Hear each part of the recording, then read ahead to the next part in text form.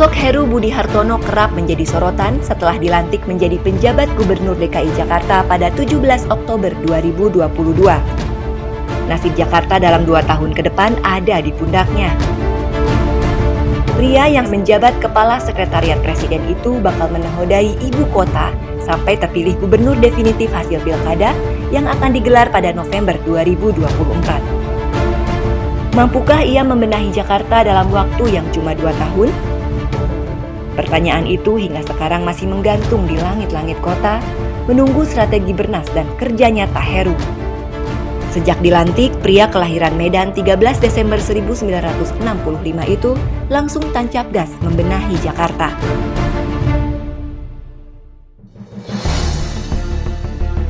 Ada 3 persoalan yang dibidik di masa kepemimpinan Heru, yaitu banjir, kemacetan lalu lintas, dan tata ruang. Ia mengakui tidak mudah untuk menuntaskan semua masalah yang sudah mengakar itu, sementara waktu yang tersedia cuma 2 tahun. Namun sulit bukan berarti mustahil dikerjakan.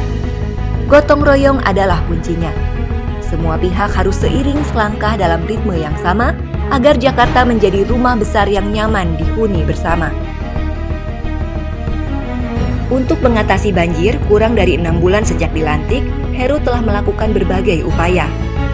Selain melakukan normalisasi sungai dan perbaikan drainase, langkah besar yang ditempuh Heru adalah melanjutkan pembangunan sodetan Ciliwung ke banjir Kanal Timur dan ditargetkan rampung pada akhir April 2023. Proyek senilai 1,2 triliun rupiah itu merupakan pembuatan terowongan sepanjang 1,26 km yang akan mengalihkan 60 meter kubik per detik air dari Ciliwung ke Kanal Banjir Timur. Sodetan tersebut diperhitungkan bisa mengurangi 200 hektar dari 600 hektar wilayah terdampak banjir seperti Kampung Melayu dan Manggarai. Insya Allah di akhir April bisa semuanya berfungsi dan tentunya mengurangi banjir di Jakarta. Ya, kita bertahap. Ada kalau Kali Angke kan sudah beberapa tahun yang lalu, sekitar tahun 2007 sampai 2010 sudah dinormalisasi. Nah, berikutnya tinggal sekarang normalisasi Kali Ciliwung. Tentunya bertahap ya, tidak sekaligus ya, termasuk waktu, beban sosial, dana. Dan tahap berikutnya yang sedang dikerjakan oleh Dinas Sumber Daya Air adalah yang kemarin kita lihat, tanggul pantai.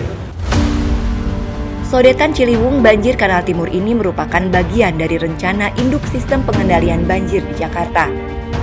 Proyek lainnya yang saling terkait adalah pembangunan pompa air di Ancol Sentiong, membuat tanggul pantai dan muara sungai, serta normalisasi 12 kali di Jakarta. Selain itu, dilakukan pembangunan saluran penghubung dan kelengkapannya, pengerukan dan pembangunan waduk, pembangunan 9 polder dan 1 pompa, serta membuat tanggul pengaman pantai dan infrastruktur pengendali banjir pesisir pantai. Sarana dan prasarana pengendali banjir pun turut disiagakan. Kini Pemprov Jakarta mempunyai 506 unit pompa stasioner, 566 unit pompa mobile, 236 unit alat berat, dan ada 799 pintu air. Selain itu, dilakukan identifikasi titik rawan banjir, termasuk kesiapan personal dan melakukan tindakan preventif melalui peningkatan kapasitas sungai, waduk, embung, dan saluran drainase lingkungan. Masalah lain yang sama peliknya adalah soal kemacetan. Jakarta hari ini menjelma jadi mesin penyedot waktu yang paling sadis. Dari satu titik ke titik lain, meski Jakarta terbilang dekat, butuh waktu lama untuk bisa sampai tujuan.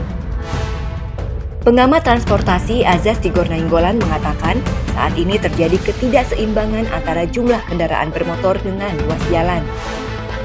Pertambahan kendaraan bermotor di Jakarta bisa mencapai 11-15%, sementara pertumbuhan jalan hanya 0,01%.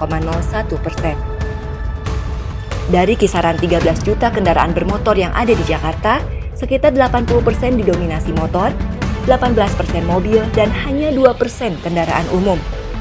Kondisinya sangat tidak ideal. Wajar bila Jakarta hari ini dikepung kemacetan. Jadi jangan berpikir memecahkan kemacetan di Jakarta dengan menambah jalan. Nggak ngejar, Mas. Nggak ngejar. Gitu loh. Nggak ngejar.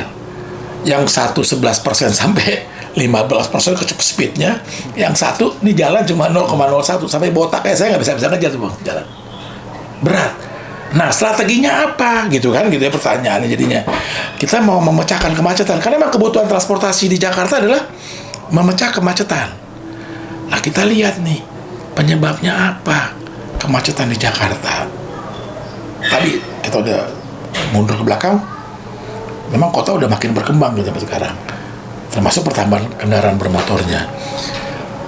Kenapa kok pertambahan kendaraan bermotor pribadi itu tinggi sekali? Karena kita nggak punya layanan publik, transportasi publik massal yang representatif, yang bisa menjawab kebutuhan warga Jakarta untuk bertransportasi, melakukan perjalanan gitu loh. Pria yang pernah aktif di Dewan Transportasi Kota Jakarta itu meyakini kondisi transportasi di ibu kota masih mungkin untuk dibenahi karena semua moda transportasi sudah ada di Jakarta. Langkah penting yang harus segera dilakukan pemerintah adalah mengintegrasikan semua moda transportasi. Azas mengapresiasi Heru yang sudah melangkah ke arah sana. Tak lama setelah dilantik sebagai penjabat Gubernur Jakarta, Heru Budi segera menemui Menteri BUMN dan Menteri Perhubungan untuk membahas percepatan integrasi transportasi publik massal. Langkah itu dilakukan untuk menyatukan suara antara pemerintah pusat dengan Pemda DKI Jakarta. Selain itu, pada pertengahan Februari 2023, Pemprov DKI Jakarta teken kerjasama dengan Pemprov Jawa Barat dan Pemkot Bekasi untuk membangun Mass Rapid Transit Timur Barat yang meliputi Cikarang, Jakarta, Balaraja. Heru mengatakan dalam fase peralihan menuju dominasi penggunaan transportasi publik, pihaknya bakal mengoptimalkan integrasi stasiun dengan moda transportasi publik lainnya, serta memperluas jaringan pelayanan MRT dan mengembangkan kawasan berbasis transit.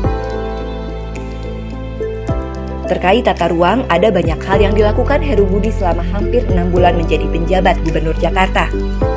Satu di antaranya adalah memetakan dan menata kawasan-kawasan yang kurang terawat. Dalam program kawasan unggulan itu, Heru telah membangun 267 taman baru sesuai dengan jumlah kelurahan yang ada di Jakarta. Jumlah itu dipastikan akan terus bertambah, mengingat masih banyak lahan yang merupakan aset pemerintah daerah belum dimanfaatkan sebagai ruang terbuka hijau. Selain bagian dari upaya menurunkan polusi udara, pembangunan ruang terbuka hijau itu dilakukan untuk memberikan fasilitas umum yang bisa digunakan masyarakat untuk berinteraksi. Seperti yang dilakukan di Taman Sensori Kamal, Kalideres, Jakarta Barat pada 28 Februari 2023. Di tempat itu, Pemprov Jakarta menanam 20 pohon tabebuya dan kamboja, serta akan dilengkapi dengan fasilitas penampungan air. Ini untuk warga juga, sehingga bisa tempat bermain, berinteraksi, ya bisa olahraga dekat rumahnya. Saya titip Pak RW, Pak RT, tokoh masyarakat untuk bisa dirawat lokasi ini yang sudah kita bangun bersama-sama. Heru mengakui waktu 2 tahun jauh dari ideal untuk mengatasi 3 persoalan krusial di Jakarta. Namun semua permasalahan tersebut tidak akan tuntas dengan hanya berdiam diri. Untuk itu, setiap elemen masyarakat harus seiring selangkah dalam ritme yang sama agar sukses Jakarta untuk Indonesia mewujud nyata.